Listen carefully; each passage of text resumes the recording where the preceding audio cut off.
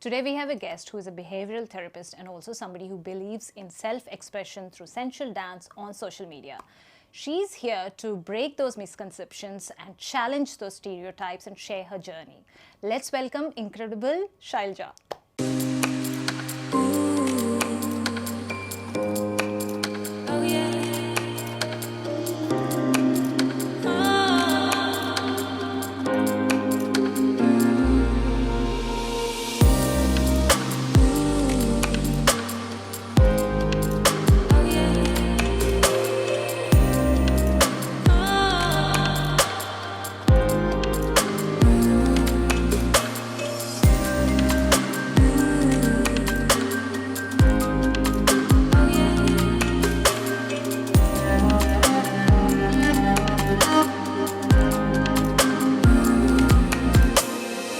Welcome to the show, Shailja. How are you? I'm good, thank you. I'm so happy to be here. Thank you for having me. Pleasure is ours. Good to see you on the show. We've spoken about it for a while. Yes, we have. I think it's such a beautiful platform that you have for all these wonderful women to come out here and share their stories. I love watching it. Yeah. It's amazing. I love the stories, to be honest. I love that. So let's start from the beginning. Okay, I'll throw it over to you to introduce yourself. Could you do that? Perfect. Yeah, of course. I always find that question so difficult, you know, when someone's like, difficult. describe yourself, because I feel like we're always evolving. I'm always changing constantly. But I feel like at this point, I would describe myself as a curious soul. I love exploring. I'm driven by self-expression and spirituality. That's where I am at this journey in my life at the moment. Okay. All about transformation, learning things, discovering who I really am. So I'm still in between. I haven't like gathered the words exactly how I would describe myself. A bit of everything. And I wear so many different hats. You know, I'm a behavior therapist, actress, dancer. Then I have my responsibilities as a daughter, as a sister, as a friend, as you would know. So many different hats. But I'm trying to embrace all of that. So that's how I describe myself, a bit of everything. Yeah. Yeah. That's good. That's a nice way of describing yourself. I won't be able to put in one line like that. But Yeah, good. I was like, how do I describe myself? Yeah. I'm always evolving. My views are always constantly changing. And I think we are changing all the time. And we need to embrace that change as well. Okay, Yeah. so I'll jump straight into your social media presence, Yeah. right? So what's your niche that you want to present in social media? Obviously, I love Bollywood. So when you go on my page, you'll see a lot of Bollywood dancing. So that would be my niche. But I think for me, it's just creating a platform where women feel encouraged to be themselves and they embrace all aspects of themselves and they're not shying away from it. I think my page would scream confidence. That's my thing. Be you without judgment, without fear. Just be confident. That's the niche of my social media presence, I would say. That's what I love putting out there. It does show that. Yeah, It does show the confidence. It does show that you have to embrace yourself. So what does social media mean to you? Yeah. For me, social media has always been an escape, you know, from the mundane life. When I'm on social media, it allows me to be another person, another persona of mine that I can, you know, get into, and it's just so different and I love it. I am the most happiest behind the camera. That's my joy, that's my happiness. So social media has allowed me to do that, you know. It's an outlet of self-expression for me. I get to be that person that I want to be behind the camera, you know, just unapologetically me. That's what it is. So yes, it's an outlet of expression for me. That's what I would say, where I can dance and I can just, you know, share that with other people that also connect with that, and also connect with other people that, you know, are into arts and performing. Yeah. And that's what it means to me. That's awesome. You know, the thing about, you said about fear, like, you know, without fearing about judgments, right? Yeah. Speaking of that, you know, even with my own experience, the moment I have to post something or anything, I'll be like, there's a lot of fear that runs into my mind, a lot of thoughts, okay, about different kinds of people or whatever it is. Or am I coming across as vain, etc., right? There's that feeling, and then there's the next stage where you actually go over it and win that, right? And keep that in control. So tell me about it. How did you, obviously you would have gone through that phase, and how did you get over it? 100%. I think we always do question ourselves constantly. I think Everyone does it. I feel like there's no one in this world that wouldn't do it. I think for a second you might judge yourself before other people judge you. I think that's what happens. Before we even allow someone else to judge us, we're judging ourselves, right? Because you're like, oh, what are people going to say? But they haven't even said anything yet. You haven't even posted it yet. I always like to remind myself of how I felt when I was creating the content. How did I feel when I was dancing behind the camera? Why did I even pick up my camera to make that video in the first place? So if that was in your mind and you were driven to do it, then just post it. There was a reason why you did it, right? It's a reason why I manifested and why you did it. So I always go back to the journey of when I was creating that content and how I felt and why I wanted to do it in the first place. Yeah. And just reminding yourself that never do anything for validation. And if you are going to do it for validation, it should be for your own validation, not other people's validation. An absolutely amazing point. Yes. And it took me time to learn that. You know, I think it's just a process. But if that's what you want to do, then do it. You know, you're the author of your own life. The pen's in your hand. Yeah. You know, you're going to read it at the end and you need to be happy with it. Yeah. So. Yeah, absolutely. And it takes a little bit Yeah. of courage to actually go through that phase and then finally go to a point where you're very comfortable being yourself, I guess. yeah. But it's a journey. Yes. Everybody who wants to put out themselves Yeah. in social media. 100%. I mean, there's always this criticism that comes out, especially when, dancers Yeah. or somebody who's a little bit more out there in terms of breaking the barriers, right? Not fitting into that stereotypical persona of Yes. the women, right? There's always this criticism. Yeah. Did you face any criticism, and what do you do? Yeah, every day. I think social media has its pros and cons. So I am facing them every single day. And honestly, it was quite foreign to me at the beginning because I come from a family of dancers and singers. Yeah. So we've always embraced it growing up. So in family functions, we would be pushed to perform and dance and everyone would be cheering and supporting. So I came from that. Then when I went on social media, seeing that criticism from the South Asian community specifically, when I'm trying to connect with it more and I'm trying to embrace my culture, it sets you back because it's so unexpected. And Yeah. I'm like, why is this happening? And I think there's this association of lack of self-respect with women like myself that put themselves out there that can be seen as confident and bold. People are like, she has no self-respect if she's posting that, or she's attention seeking. You know, these are opinions of people that they have when it comes to people like me and anyone, like you said, that's, you know, in the performing industry. There is a lot of criticism, and yes, I was quite taken back by it because I'm like, I think it's beautiful when a reel comes up on my page, for instance, right? And it's anyone dancing. I can appreciate that because I'm a dancer myself, you know. I love art, I love creativity. I look at it, I'm like, oh my God, look at her makeup, look at her outfit. This is like perfect, right? And I'm like, love it. And then I just scroll and I forget about it. Not for once do I think that, oh, she has no self-respect, as if she posted this. Because that's just a glimpse of them. That's another persona or facade that they have on social media. Do they actually comment that on Yeah, your they do, feed? and I get so many messages as well, very demeaning comments, you know, and it's sometimes, obviously you look at it and you're like, why are you thinking like this? And there's a beautiful story that I always remind myself of when it comes to criticism, and because I love spirituality, I love reading books and scriptures, and it's from Buddhism. So Buddha is walking in the forest one day, you know, peacefully, and there's a very young, angry man that's there, and he's yelling all sorts of things, really disrespectful, very rude and unkind things. And he's like, you know, who are you to be giving out wisdom to people? Who do you think you are? In that scenario, the natural response, you know, for someone like us would be to turn around and be like, why are you saying that? What do you mean? To engage in that. He doesn't engage in that. He actually turns around and just poses a simple question. And he's like to him, if someone offered you a gift, and you say no to that gift, whom does that gift now belong to? And the young man was like, me, because I purchased it. He's like, exactly. That's the same with anger, criticism, and any negativity. You're inflicting it on me, but it belongs to you. That's not my weight to carry with me. And that just changed my perspective. I'm like, that's right. You're entitled to your opinion, but I don't have to take that on board. Everyone can have an opinion, but I know who I am, and your opinion isn't for me to carry with me. Yeah. And that's the way I see criticism. Just block it. Yeah. Don't engage with it. It's not your burden to carry, it's theirs. They're the ones that have to think about it every single day. They're the ones that are thinking about you. Why did you post this? you know, so much negativity. I just don't like to engage with negativity, and that's the way I perceive it. Yeah, it's a beautiful story, by the Yeah. way, and reading books actually kind of answers some of those questions that we have. Yeah, it in gives our us so minds. much wisdom. Yes. Yeah. So you're a book reader? Yes, I love books. I think I'm so What old kind school. of books?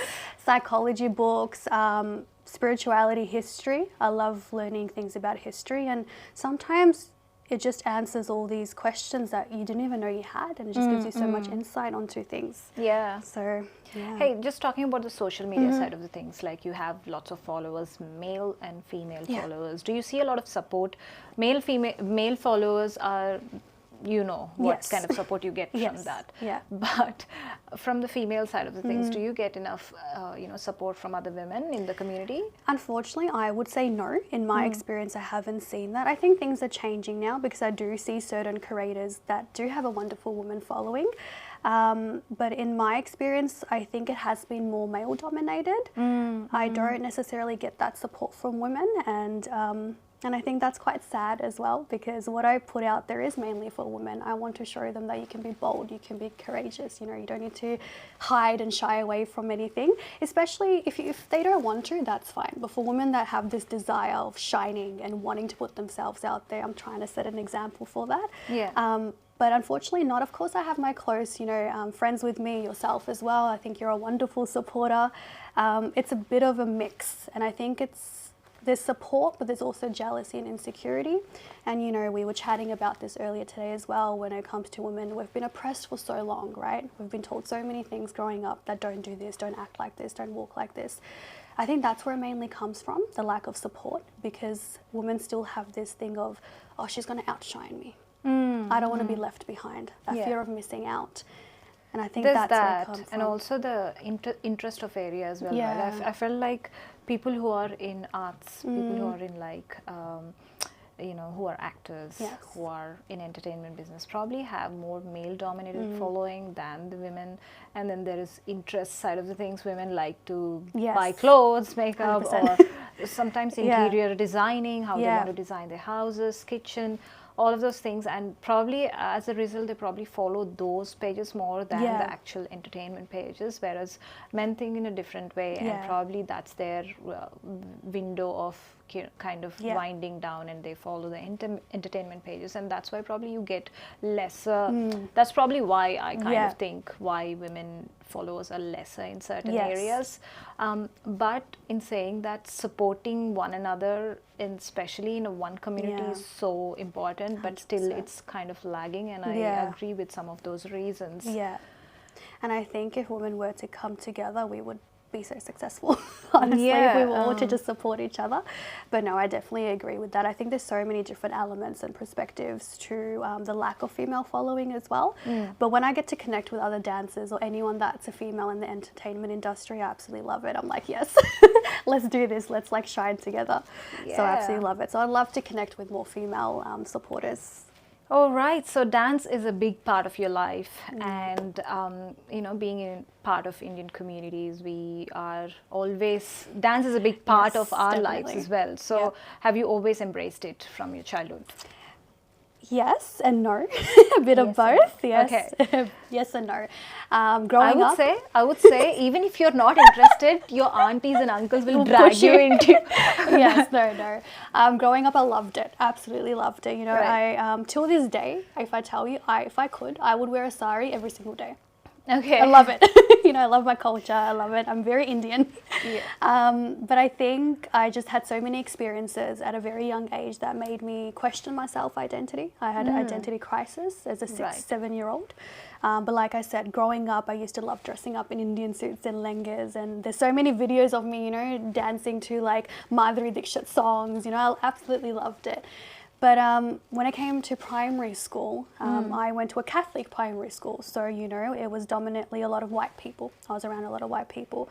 I never really thought anything of it because I'm born here. I was like, I'll be fine. I identify as an Australian, but I also identify as an Indian, right? A bit of both. But the experiences I had were quite disheartening. And as a 6-year-old, I didn't really know how to process it. So it really made me question who I really was. And a lot of racial remarks Things like curry muncher. I didn't even know what that meant as a 6-year-old. You know, I'd have to go back home and ask my parents, what does curry muncher mean? And wow. yeah, I didn't even know that. honestly, it's just a phrase used for Indians because we eat dal and different type of curries. I know curry. Yeah, People call it muncher. curries, Yeah, but munchers. You know, you're constantly eating it every single day. okay. Which is now a trend. You know, Okay. people on TikTok are like ordering. We own it now. Yeah, we own it now. People on TikTok are ordering out Indian food and they're making videos about how it tastes. So obviously things have shifted now.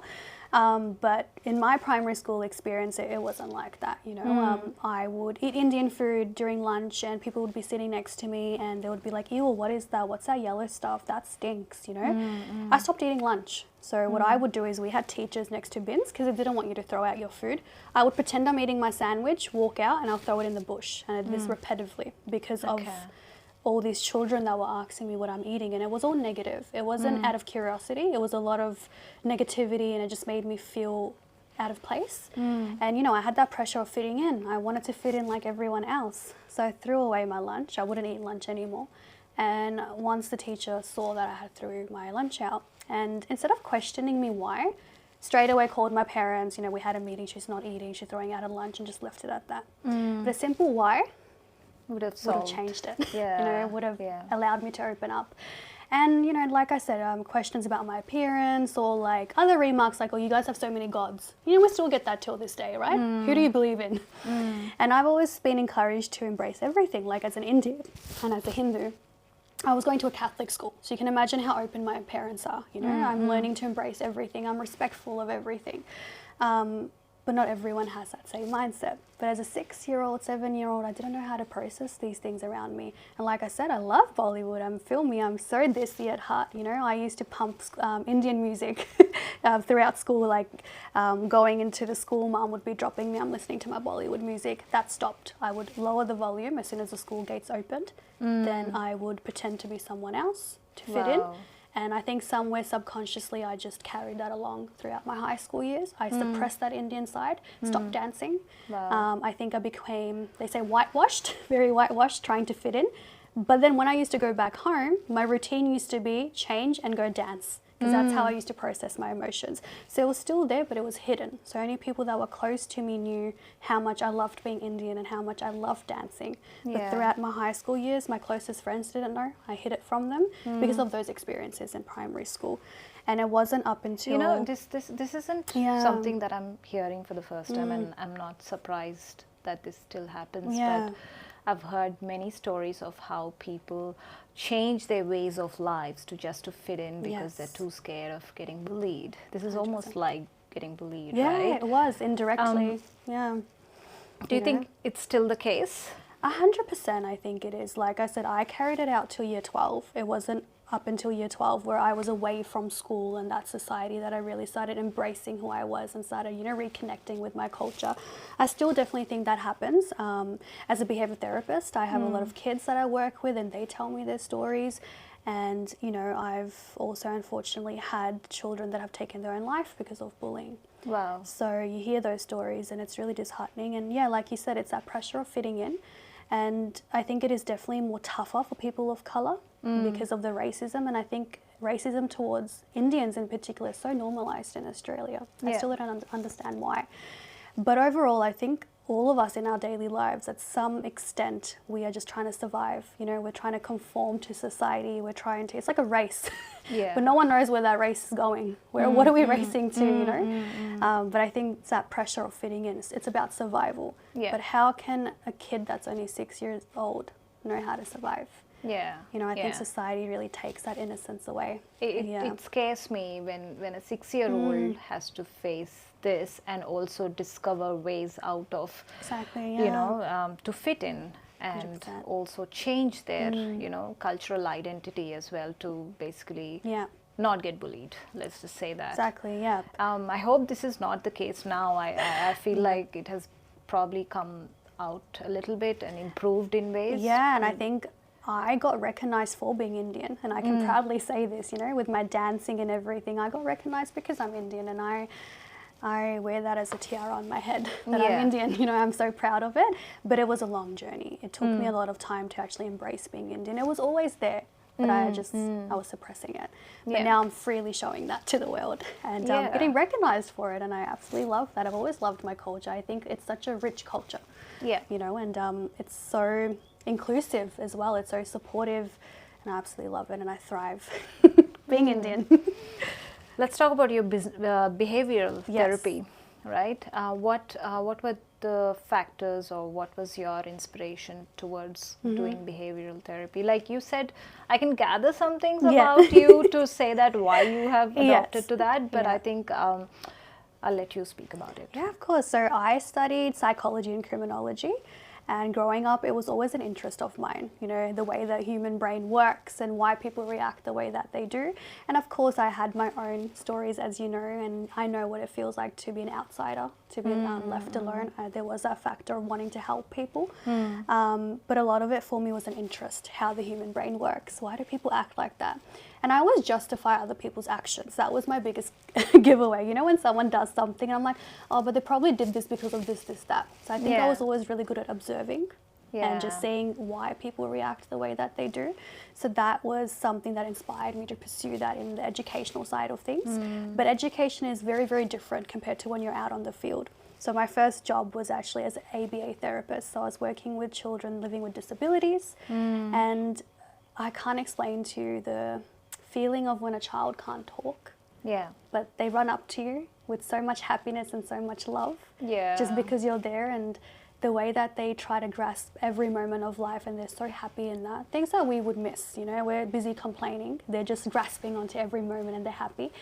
That made me feel like this is the job, this is what I want to be. And I never thought of being in a field with children, it just happened. And that experience led to me going into behavioural therapy, because behavioural therapy is about supporting individuals living with disabilities and mental health challenges. And that's what I do now, and I love it. It's so rewarding.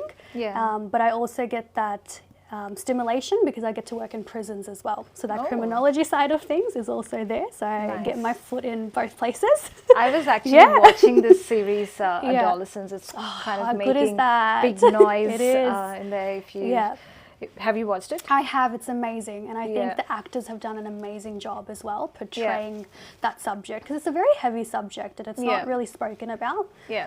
So this particular episode where the psychologist goes to talk to the the accused, it's a 13-year-old boy, and I was almost at the edge of it, right? Like it's keeping you on your seat. I was like, it was really good, nicely portrayed, but also the heated conversation. It gets to a point where, you know, this person's actually controlling her emotions, putting up this face, and getting intimidated by a 13-year-old kid, right? And they showed it very well. The actors did very well as well. But, you know, in reality, when you're dealing with kids, is that common? Like, you actually get scared of a little boy? Yeah, I think it's definitely more common than you think. I've had similar situations. Did you say it's more common? Yeah, it's more common than you'd think. But I think because it's such a heavy topic, not many people come forward and speak about it. But if you were to go research and look into some articles and books, you'll find that it's actually much more common than you think. But I think we miss it. Because ideally, when you think of a 13-year-old, you think, they're just, you know, chilling, going through these things. You miss those signs sometimes. In my experience, I've actually dealt with kids much younger with very extreme behaviours. Wow. I actually was able to identify a psychopath. So, yes, it was very interesting. I worked with this child for 2-3 years, I would say. It took me a while to get to that conclusion, but the traits started when he was about 6 years old. That's when the traits started. Okay. So it's much more common than you'd think, but I think you need a different lens to be able to observe it. And it can be really intimidating because this child, although he was 6, would speak to me as if he's 30. Wow. Using words like darling, love, out of nowhere. And at that point, you just have to, you know, as a professional, have that face. But after the sessions, I'm like, oh, what was that, you know? So let's get a little bit deep into your behavioral therapy side of your profession, right? Tell us a little bit about yourself, your profession. What do you do? What does your work involve, and what kind of people do you see? What does your day look like? Yeah. That sort of thing. Of course. So yes, I'm a behavior therapist. My role is about supporting individuals just navigate daily life. I work with individuals specifically living with disabilities and mental health challenges. So I go in and I focus on behaviors that you would find concerning. It could be simple as verbal aggression or physical aggression, but I don't just focus on the behavior, right? I focus on what happened before and what triggered them to act that way. So my role as a behavior therapist is to identify what are the actions and steps that we can take for them not to react in that way. So as a society and just individuals that are living with that participant as well, how can they best support them? Because usually when someone acts a certain way, straight away we're blaming, you know, it's a blame game and you're wrong, why did you do that? My role is to take a step back and be like, okay, so yes, they physically acted this way, but what are the events that occurred before this? Let's try to understand why they're actually acting that way. And then we put in procedures and protocols to help navigate that situation. And sometimes my sessions are as simple as just talking to them and getting to know them as well, right? A lot of counselling is also involved. So there's different perspectives and aspects there. I really enjoy it. You get your understanding on their understanding exactly, of the situation. Literally, yes. Okay. And you have to go fresh into each session. You have to adjust to people's personalities, the tone that they've set for the session as well. It's different with every individual. I can't go with the same hat and thinking cap in every session. I have to adjust to it. Yeah, okay. But it's really fun. I really love doing it. I work with children up to adults. Okay. And I work with autism, ASD, schizophrenia, psychosis, you name it. I work with it. Okay. I really enjoy it. Like, it's a really, really rewarding job. Sometimes it doesn't even feel like a job when you're actually in the sessions and you're talking to them. Yeah. Because they're just trying to navigate daily life, just seeking some support, and I'm there to be that support for them. So I absolutely... It is definitely rewarding if you Yes. are acting as a support Yeah. system for somebody. Yeah. Exactly, and I see so many, you know, when they have successes, it's just like, yes, you go, I love this for you. Yeah. But yeah, that's like a snapshot of what I do, and this is in home services, so my day-to-day actually looks like going to different people's homes and supporting them there.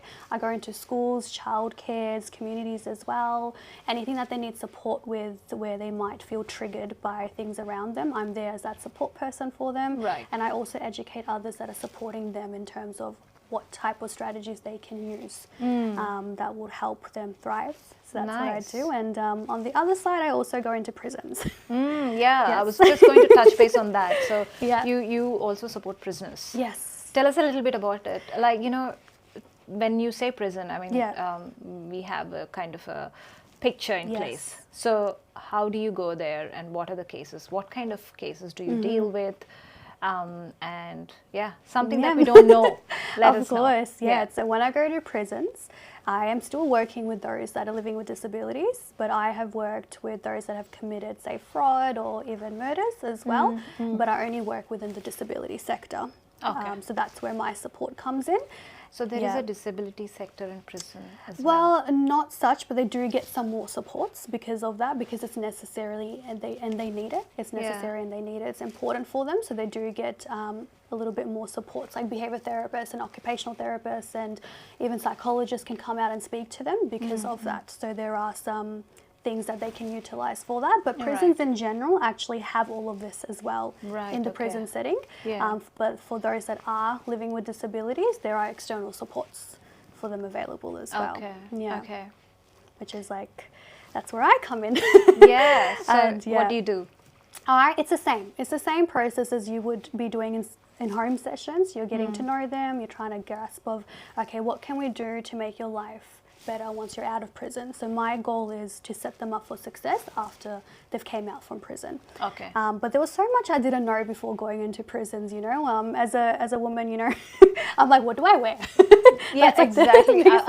I was waiting for you to share what is that mind game, like you know, thoughts that run through your mind when you're going into a prison. Honestly, there's so many rules and regulations in place. So I feel like all of that just kind of went away when I saw that. So there are rules. They are based on, you basically can only wear the black, white and grey colours. Because you can't be the same colour as the prisoners. So women and males, they have different colours. So I believe it's blue and yellow from memory. No, blue and orange. Don't quote me on that. It's been a while since I've last went. But you don't wear the same colours as them. Okay. Just so that you're not mixed up when they do rounds. So blue and orange are for the prisoners. Yes, orange, yes, yeah. Potentially. Potentially, yes. Don't quote me. I have okay. like poor memory on that. That's all.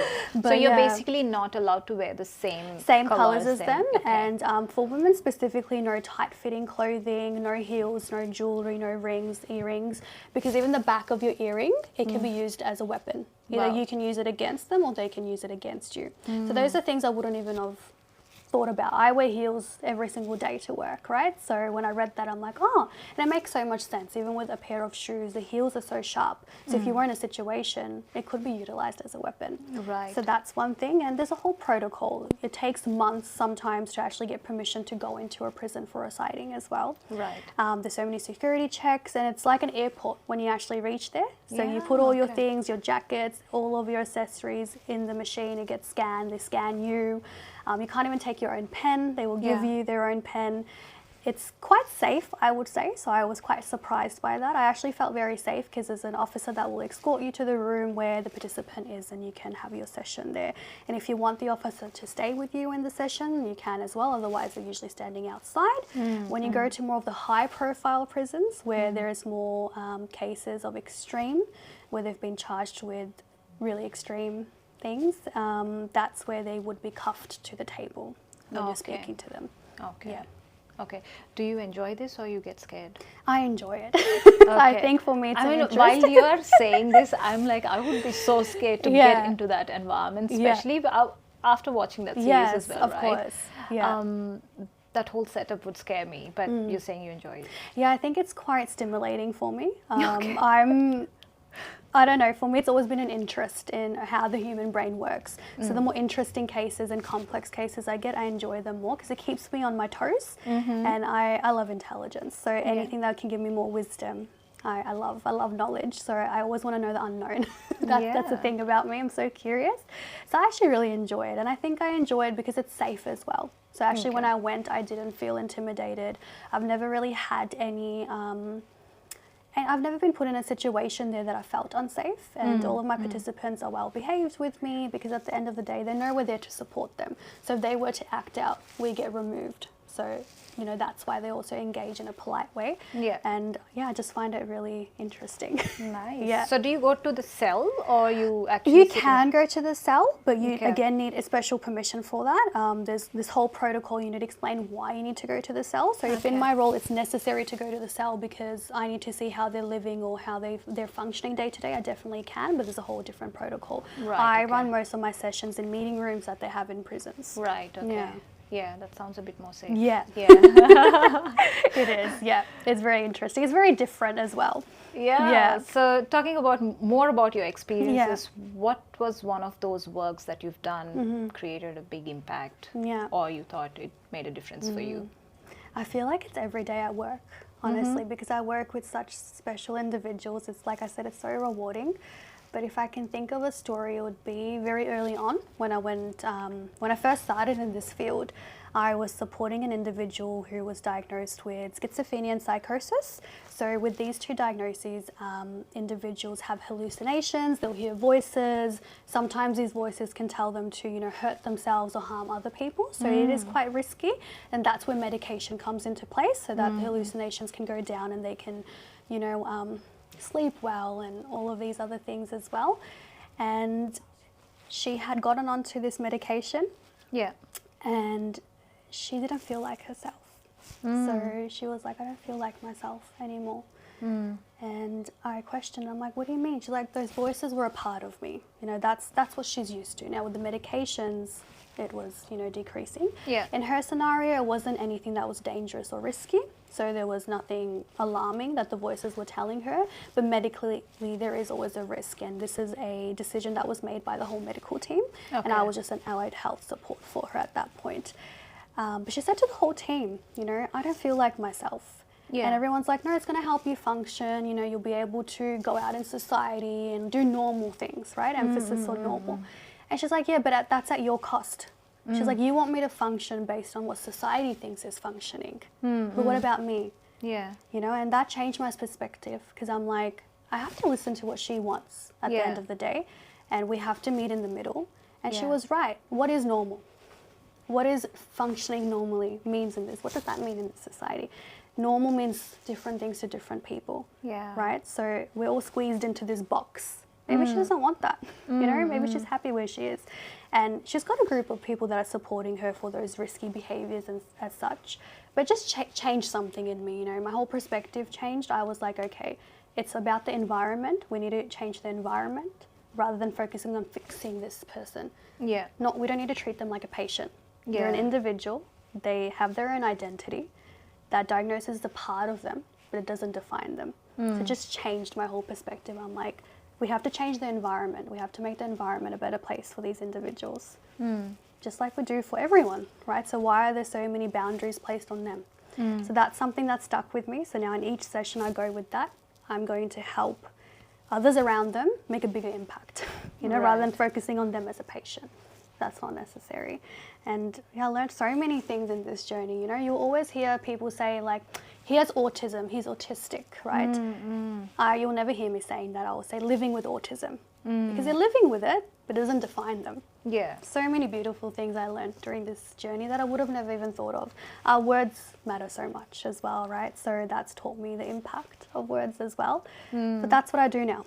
I'm like, I'm there to support them. They're the focus, and let's fix the environment, let's fix the society for them so that they feel comfortable. It's a side that people, probably your followers, do not know about you, I guess, right? It's completely a shift from what you are on social media. 100%, and I completely agree, you use it as an escape from your original side, which is good to know. Social media is just a glimpse of who I am, and that's not all I'm limited to, right? I think people are quick to making assumptions, but I choose to present what I want on social media, right? That's what I've kept it. I've kept it really professional to show my arts and performance because that's what I want it to be, but that's not all I'm limited to. There's so many other things, and I think there's such a beautiful opportunity to explore that together. So I love it, and I'm so grateful to be here with you. It'd be good for people to know you as you are, not just as like, you know, social media dancing side of the thing, but also know a little bit of your personal story and your journey and your job. It's thrilling that you go and meet, you know, prisoners in the jail, and also impactful work. So I have a few questions with respect to your job, as well as your personal social media. Kind of a this or that. Oh, I have to be quick. Rapid fire. Quick. Rapid fire round. Yes. Something similar to rapid fire. So let's do that. Okay. So you'll have to pick one. Okay. This or that, and it need not be one or the other. You can just say more inclined towards that based on your personality or your choices. Okay, so nature therapy, sorry, not natural therapy. It's nature therapy or talk therapy. Talk therapy. Yeah, I get it. I'm You're a chatterbox, bit right? of a talkative person. Emotional intelligence or IQ? Emotional intelligence. Okay. Reading minds or controlling emotions? Oh, that's so tough. I would say controlling emotions. For me, reading minds would be a gift, I think to read someone's mind. It would, but I think we need to be in control of our emotions. You know, it's important. Deep conversations or light-hearted small talk? Deep conversations. Like, you know, those late night phone calls, DMs at 12 a.m. Absolutely, love those. You like psychology books or self-help books? Self-help books? And I think they overlap. Self-help books are good. Okay, more inclined towards self-help. Okay. Let's talk about a little bit about social media and dance side of things. Again, this and that. So TikTok or Instagram for? Instagram. Okay. Do you like choreographed routines or freestyle? Freestyle. And fun fact, any dance reel that you see on my Instagram is not choreographed, it's freestyle. So I just like put on the camera, start the music, and whatever comes, just I do. Go with the flow. Okay. That's the way. Do you like viral dance challenges or more traditional cultural dances? Traditional and cultural dances. Watching dance for fun or analyzing movement psychology? Since you have studied psychology, I had to. I think I just enjoy it. Just enjoy. Yeah, and just enjoy it. Yeah. Okay. These are more around your life and career. Yeah. Helping one person deeply or inspiring 1,000 people, what would you choose? That's so tough. I think in your case it's both. It is both, yeah, because I have a lot of one-on-one. Yeah. But I think inspiring 1,000 people to help themselves would be. What would you prefer, studying human behavior or influencing social trends? Human behavior. Because if you master that, you can master the second one. Okay, yeah, true. Being in the spotlight or working behind the scenes? Being in the spotlight. Yeah. I'm not even like, I'm just going to say it. I love it. It's a no-brainer for you. Yeah. Okay, structured routine or spontaneous adventures? Spontaneous adventures. Okay. Yeah. And the last one, solo self-care time or social bonding? My social battery dies very quickly. So it's more Yes.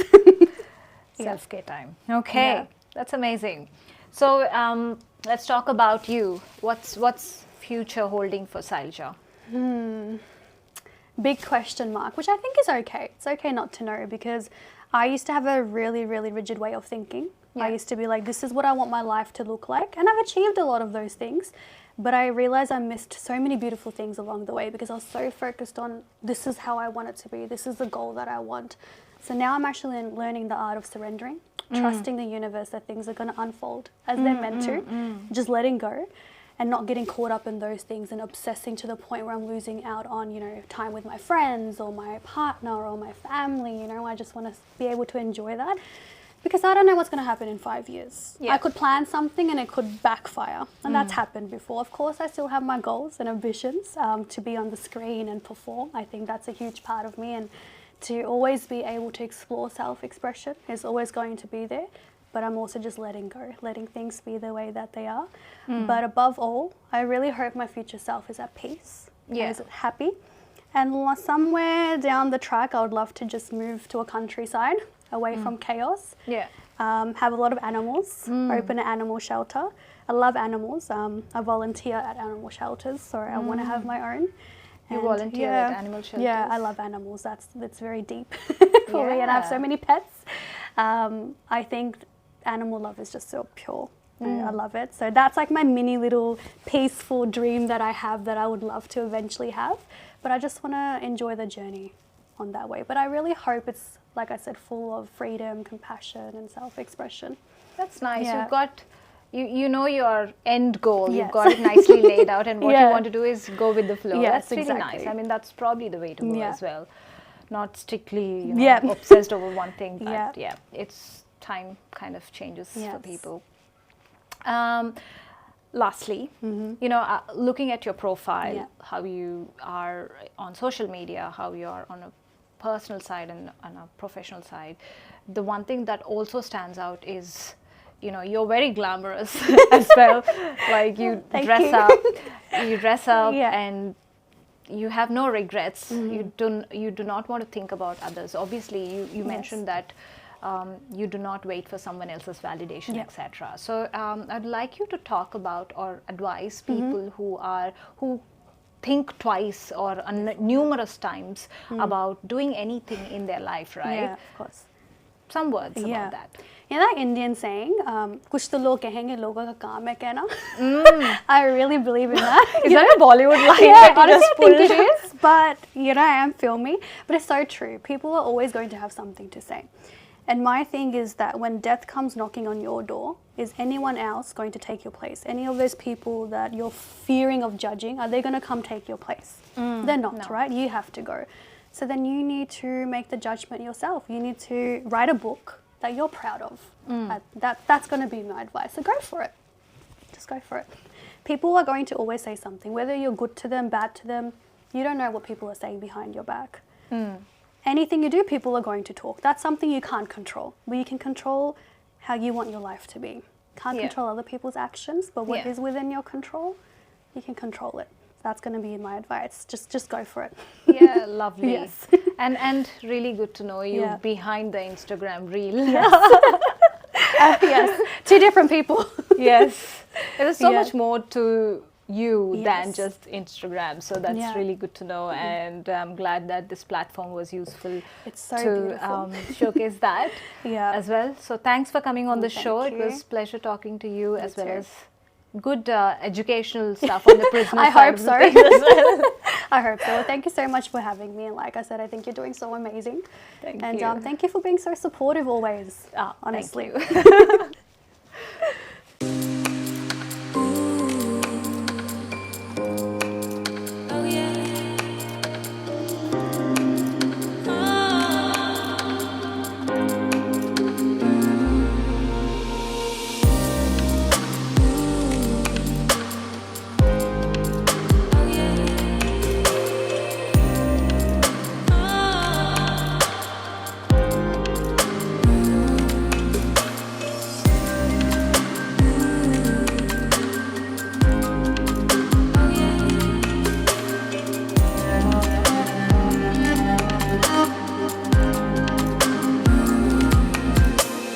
Thank you for watching this episode of Brown Queen Diaries. This is your host Priyanka signing off until next episode.